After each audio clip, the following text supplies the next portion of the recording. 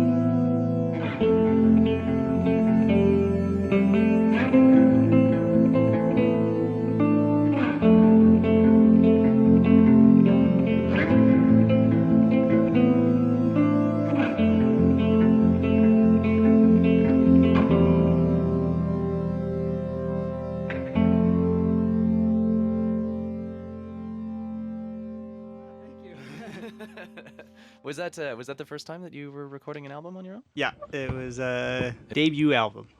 It's very exciting. Yeah. That's it's a very remarkable first product. Well, thank you. For anybody to have. Was it something that you just did on your own, or was it a collaborative effort? I mean, you've been playing for a period of time before you recorded. Yeah. Well, long story short. No, long story long. Come Long on. story long. Well, my dad in 2013, in September of 2013, passed away from cancer. And I was really angry. I had about 2 weeks from the time he was diagnosed to the time that he passed away. And I didn't really have an outlet except for my music.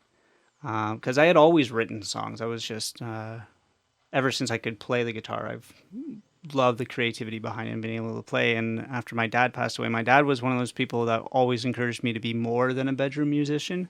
When he passed away, I went to what I always turn to in emotional times, and I started writing music, really angry songs, I guess. Was basically just going to keep it for myself. I didn't have any actual plans of it going anywhere. And then Harley, he's the guy who runs the studio that I had the privilege of recording at, posted in January of 2014 saying, he's looking for new clients and if anybody's interested. And my dad's words of not being a bedroom musician anymore kind of pushed me to make that jump. And so I contacted him, and the rest is history, and ended up putting out an album in October of 2014. So, Wow. yeah. Okay, so and these are all songs that you wrote in that period. Yeah. Okay. Those were his words, the bedroom musician one? Yeah. I like that term in particular. That's Yeah, something very, he was very... just pushing me to be something. He was happy that I was a bedroom musician too, but I think it was more just make sure that you're always pushing yourself and make sure that you're truly happy with what you're doing. If you can be better at what you're doing, then go for it, And that was the first opportunity that I saw, so I took a leap of faith on that one, and it ended up working out quite well. Nice. Some of those songs were written in 2013, so I had written them for myself, but they were definitely bigger songs than I had ever written before. There was just more substance to them. There was just something, I guess it was just that emotional investment into them. But when I got the call back in January from Harley saying, yeah, like everything's good to go, that's when I realized that like this could actually go somewhere. And I had basically from January to May to write the rest of the album, which was a lot of writing. I was used to putting out a song like once every 3 months. That was kind of, and now I was writing songs back to back, just not even weeks apart from each other. That pressure kind of helped. It's great to work under pressure, isn't it? Yeah. You know what? It was fun. It was a lot of fun. It didn't really allow me to make any mistakes, which was pressure in its own right, but it worked out well, so yeah. I can't complain too much. Did you ever feel like any of the material that you were writing was bleeding over into other aspects of it, or did it all really feel like, all right, that's good, that's done, next one? Well, it was a work in progress up until like the album. Like we wrote 2 songs in the studio. Really? Yeah. That's wow. You have to understand that Harley is a genius. I will plug his studio. It's acrylic recordings, by the way, as much as I possibly can, because that guy is. Oh, that's the studio. Yeah, it's up in Kettleby, and I hear a lot when it comes to music. I'm good at dissecting it, but he hears like 100 times what I hear. So he's a genius. But there's 2 of the songs that we wrote. Like I wrote Horizon on my own, which is kind of that softer acoustic song.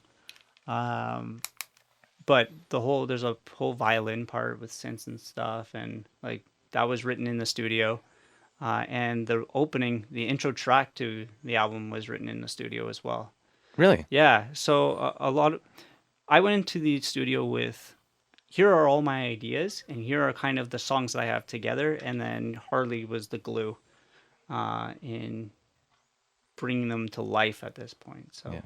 Yeah. So that must have been reassuring to have somebody to like bring some confidence. Oh yeah, absolutely. I was so nervous. I bet. Because you walk in and like this studio is just gorgeous to look at, and you feel very out of your depth Well, if you don't see it every day, right? No, and you just, you sit down and you just start having doubts as a musician, Yeah, it's you're like, like, this isn't a bedroom. What am I doing yeah, here? exactly. Am I ready for this step? Is he going to kick me out? Am I not going to be good enough to record to a click track? And, but I now consider him a really, really good friend. Cool. We talk quite often, and it's just the nicest guy ever. Made me feel right at home, and I was basically there every day for 3 or 4 months. So, Nice. yeah. When have you recorded with anybody? I mean, you've recorded vocals onto the tracks. Were those just layered on top, or did you Yeah. re-record? Okay. Those were layered on top. They were done by a guy named Logan Adams, and he's from the United States actually, and How, he's a vocalist for a band, Eternal Void. And I just contacted him, and I just I asked, don't know. and he's just like, "Well, send me your stuff. We'll see what I think of it." And I sent him it, and he was totally engaged and ready to go.